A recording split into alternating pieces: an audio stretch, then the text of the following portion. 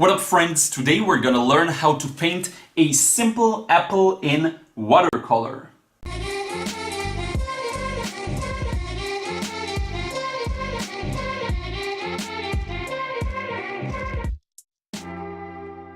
What up, friends? Liron here. Thank you for joining me in another video. Today we're going to learn how to paint a very simple subject, which is just an apple, and I really wanted to do a tutorial that's simple. Not a landscape, not a portrait, something that from start to finish you can apply a simple shape, a simple structure in terms of the values, something that anyone can do, and this is the result. So basically what I had was and I'm going to put a picture here so you can see everything. I had the original picture of an apple, and it is simple, but I wanted to simplify it a little more. So what I went ahead and did was edit it to decrease the level of the number of levels in it. So you actually get less darkness and lightness. You just get maybe 4 levels, meaning there are 4 different values throughout the reference. And then I decided to take it one step in addition to that and actually desaturate it, making it black and white, so that it's much easier to notice where the darks are, where the lights are, and this is a great process. So what I'm gonna do is add a link to all of the versions of the different pictures I used. A link to the original one on the website. It's just the free pictures that you can use, and then links to the edited photos, and hopefully you can just grab those and use them and work together with me on sketching this apple. Okay, and here's once again just a quick look at the final result. We're gonna build it up to that. Okay, so if you're ready, let's change the angle and get started. Okay, so I'm starting with the drawing. Now, there's a bit of a funny story regarding this video. I was planning on publishing this one on Sunday and having the shading using complementaries video on Tuesday. And this is why I refer to that apple as, on the previous video, as the apple I already showed you. Okay, so it's not, so I'm just now showing you. So if there was any confusion, this is why.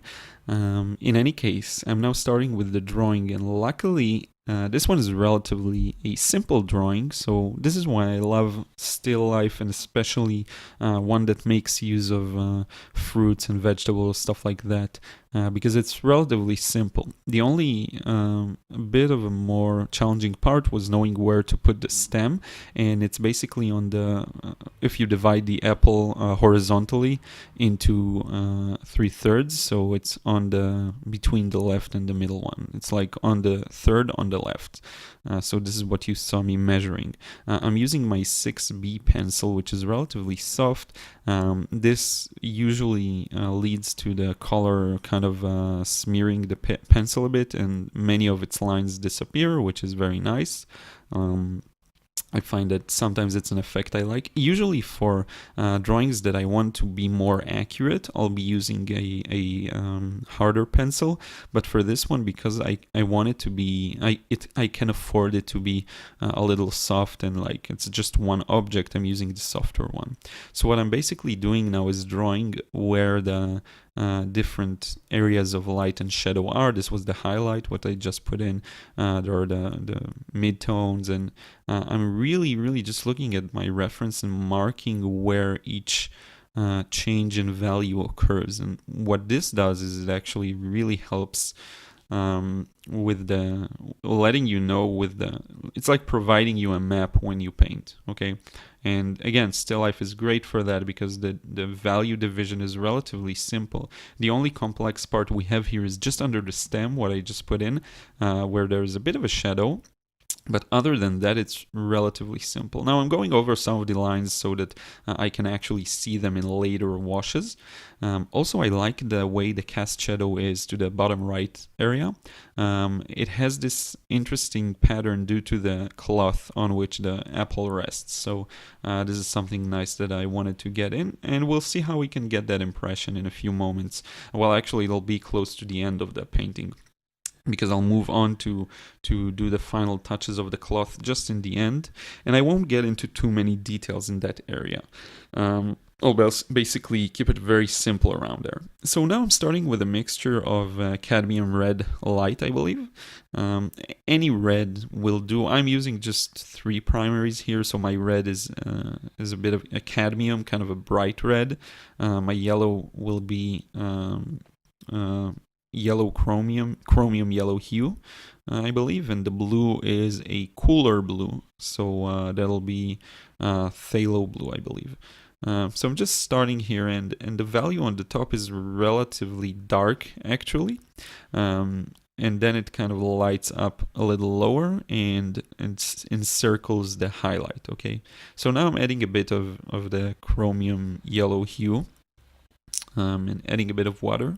Anytime you see me going to the top right area with my brush, I'm either bringing more water into the brush or cleaning it on the towel.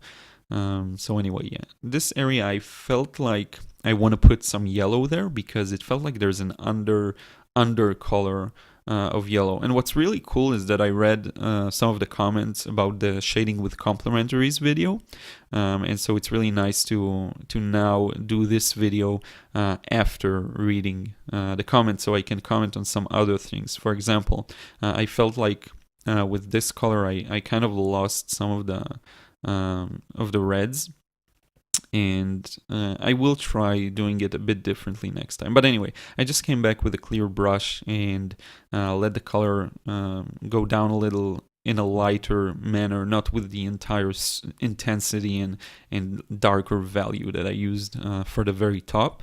And now I'm moving around the highlight in circles, and notice how I'm not only moving around the highlight, but also around the area with the darker value. Okay, so I'm really navigating using the map that I just did, basically. And this is why I think, especially if you're a beginner, it's really important to make that map for you, showing you where each value is, because that way it's just easier. And painting can be a little challenging at first, to say the least. So I find that this really helps. So now I'm adding a bit of the blue here, the phthalo blue, to the mixture, and what this does is basically mute the red and even darken it a bit, and this is for the area with the darker values. Now I know there's a bit of an area I haven't touched yet on the right. I'm kind of really winging it at times. You see I'm connecting now the red and the yellow, and when I say winging it, I don't mean like I'm disrespecting the process or anything, but I'm just totally immersed in seeing what I'm seeing and then putting it to paper. Okay, so many times this leads to possible mistakes, but I take that as a risk, and I just try and work in that fashion because that's what currently works for me. My only goal here is to keep it as even as possible, but not worry too much about it.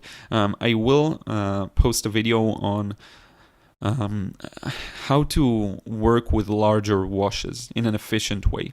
Because this is something that can be very challenging. And so this is a relatively small wash, but I'll talk about some tips for having good washes, especially if they're larger and a bit more challenging. So here my concern is just to get the values pretty much accurate, but not 100%, because this is just the initial wash. Everything is gonna lighten up in a few moments. So to get the values pretty much accurately, and the colors as well. The colors are like the under painting. This is important. So now you see me painting around the area under the stem. This is because there's gonna be a stronger, a lighter value, a stronger highlight, if you will, in that area. So this is this. I'm a bit sneezed. I had a bit of an allergic attack here. It's so funny because here in Israel I have these from time to time, and when I was in Paris I had none. So my voice may sound a little different as well, maybe a little deeper. I'm not sure. And talking about deep voices, my podcast is finally officially out. I will put a link in the description box. I'm really excited because I haven't declared it officially, and I will on Instagram as well. But I already have this week's videos scheduled, and we've got Tio's video for Thursday. So I'm really excited about that one as well. I will mention the podcast in that video as well. So if you're interested and if you enjoy hearing me just talk about random stuff around art and creativity and productivity for artists and the business of art, things like this, around the artistic sphere, but not necessarily just painting or drawing or sketching, because it's a podcast. You can't really show too much. So if you enjoy just listening to me talk, maybe while you work or while you drive or while you paint, then I think you'll really love this. I will put again a link in the description box to the show. And if you check it out and if you enjoy it, I would really appreciate it if you add a review there. I think it really helps because the podcast is just out and it can help it just get to the new and noteworthy, which will give it a lot of exposure. So if you enjoy it, I will really, really appreciate a review. And if you subscribe, and yeah, thanks a bunch. So anyway, now you see the area that I left a little lighter. I'm going to fill it up with green, because if you look at the reference, well, my reference is kind of black and white, but you will see that there's a bit of green there. And I just thought also that using a green for the lighter area will look really good, I think. So anyway, now the initial wash is pretty much done. What I just need to add is the stem, and after that there's not a lot left here, and we can let it dry and then come back. Notice how I didn't make a lot of use of wet and wet in this one. I will talk about it more in the future, but with this one I didn't really need wet and wet because I just got the values to look the way I wanted to from the get. But there are some areas I could definitely touch up and make sure they're even a little more accurate, which I didn't do. In any case, so now you see me just working my way around that darker valued area and using a second brush to blend the edges. This technique with the second brush is something I will explain in that video of dealing with larger washes, so you can definitely expect more about that. And yeah, just working my way around the darker areas, being careful not to touch that green area, okay? Because this is where I want the highlight to be. Now, don't worry if this seems ultra dark. It will dry much lighter. Here you see me finally making use of some wet and wet because this area here is the darkest. I should have actually continued a bit higher with that darker spot, but it's my bad. The value continued to be a little darker, even higher than that. But in any case, yeah. So now the one thing I felt like was missing is that I did lose some of the vibrancy of the red. So it could have been a wiser idea, I guess, to use not as much of a blue dominated mixture, but maybe a red with a bit of blue in it. So this is something new that I learned now. And sometimes I really refrain from shading with the same color, but like everything, there are exceptions or like different nuances to it. So I told you in 2 days ago on Sunday's video about shading with complementaries, I told you to avoid using the same color because then it's boring. However, sometimes there is a need for that. So it's not like black and white. Nothing's black and white here. So this is a nuance that I may have missed. At times it is the right way to use a color that's similar. So just a note for me as well. By the way, what I like about these kinds of paintings is that they simplify the process, okay? When you do landscapes and cityscapes, they're highly complex. Views, I think, are some of the most challenging things to draw and paint. And so what's so good about this one is that you can just go for it and fill in the area with different values and it'll look good. You don't have to take into consideration composition or other objects or edges, for example, the background of the apple or things like this. So I find it really useful to just choose one object and do that like in a still life form or something like this. This one is really close to finish, actually. There's just, I think in like 4 minutes I'll be done with it. But anyway, notice how the shadow under the stem really adds a nice touch here. This is something that really brings the shape of the apple together, makes it read much better. So now, if you remember, I told you I missed some of the darker areas here, and this is exactly what I'm doing. I'm adding a bit more to it. Probably should pull it a little higher than that as well. I don't remember if I do that. But just going back there and darkening some areas. Also at the bottom, I think I need to darken some other areas as well. So hopefully, I'm just gonna blow my nose. But anyway, my nose is a nightmare right now. So now I'm adding the darkest darks right under the stem. This is actually a really important component here because what it does is makes it pop. Right now it's lighter than the background. But when we add that contrast of light and very strong shadow, immediately it pops outside and you can really feel it. And when combined with its shadow, then it looks so much better.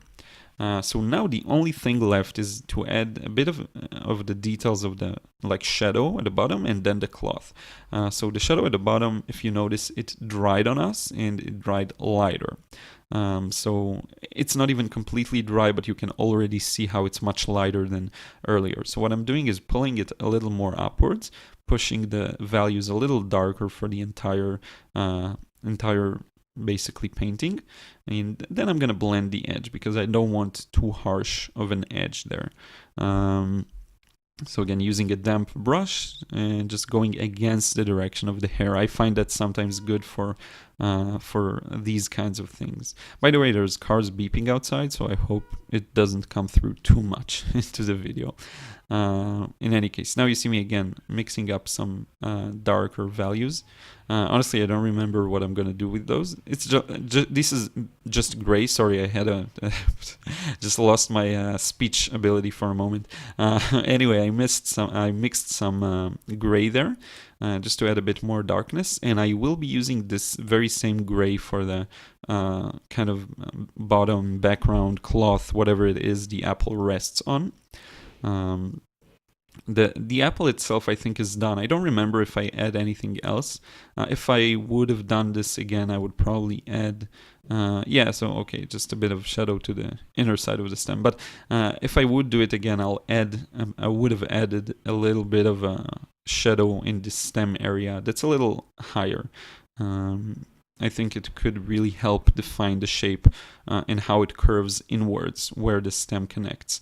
But anyway, yeah, it's, you can't get it all right. But hopefully you like this and you enjoyed the way this painting looks. Notice, by the way, now is a good time to notice how well the yellow and the green, the yellows and the greens help with this, and the fact that I did preserve some pure red as well. These all really help bring out the shape, create some interest, some composition, and keep it from looking boring. If you're gonna paint something in monochromatic or just one color, then that's fine if you do it, of course, deliberately. But if you're using colors, I think this is actually the redeeming quality here, that even though I lost some of the reds in the bottom, I did preserve a lot of those at the top, and the yellows and the pure, there are some pure colors here that were preserved. So anyway, and now you can see I'm just using stripes basically to indicate the valleys and kind of creases in the cloth, and notice how the cast shadow of the apple, and this is really important, the cast shadow of the apple is congruent with the shape of the surface on which it is cast. So if the surface is wavy, the shadow is wavy as well. And this really, again, is another thing that helps make this look real, basically. And this is done. I will show you the final result in just a moment. It's basically a combination of many things working together to get a painting to look good. So friends, here's the final result. I really hope you enjoyed this full process. I was really taking my time, making sure I create a good composition, good values, using good colors, being accurate in where I disperse those values in different levels of darkness, all of the subtle shadows under the stem. This was a really fun process to work on. Notice how much magic the yellow here brings. It's really a significant part of this, because when I looked at the reference, there was a bit of a greenish or yellowish feeling around this area. So I just thought a good idea would be to put a stain here of yellow. The green here, I think the one thing that could improve it just a little bit, I think these areas need a little bit more darkening. The contrast between the red and the blue here should be a little more stark. But in any case, really pleased with this. And then just put in a few details here for the cloth. And I think overall a good result for a quick sketch. And this is it. This is really simple. This is something that even as a beginner you can definitely at least try and do, and you should like get an okay result as long as you get the values and you get the shape correctly. You're good to go. So I really hope you enjoyed this one. Let's change the angle and wrap this up. So friends, I hope you enjoyed this. Let me know in a comment below if you enjoyed just having this really step-by-step. I did a poll recently on my community tab on my channel, asking people if they prefer, asking you if you prefer to have longer videos or shorter videos, and I think I knew that the results of the poll are going to be what you wrote. I had a feeling that longer videos do better because a lot of people want a little more detailed perspective of everything that I do and the thought process, because the process is the one thing that really bugged me and still bugs me to this day in watercolor. And so I think that's a good way of approaching this. I do see that there are some people who prefer shorter videos, so I'm again trying to cater to both kind of different groups because I want it to be really fun and helpful to anyone. Okay, so here's once again the final result. Really enjoyed working on this one. I think it has a lot of magic to it, a lot of simplicity, just good composition. Overall, a good painting I'm pleased with. This is it. I hope you enjoyed this one. If you still haven't subscribed, make sure you subscribe to my channel. Also, check me out on Instagram and Snapchat for more works in progress. You can see all of the processes of making this painting and other things I worked on today. If you follow me there, everything is going to be in the description box. Also, don't forget that I have the new podcast. I'm not sure exactly. It's going to take just maybe a week or two to launch, and then it will officially be out. I have 5 episodes already prepared, so pay attention to that. It's going to be really, really fun. And this is it. I hope you enjoyed this video, and I will see you again in another one really soon.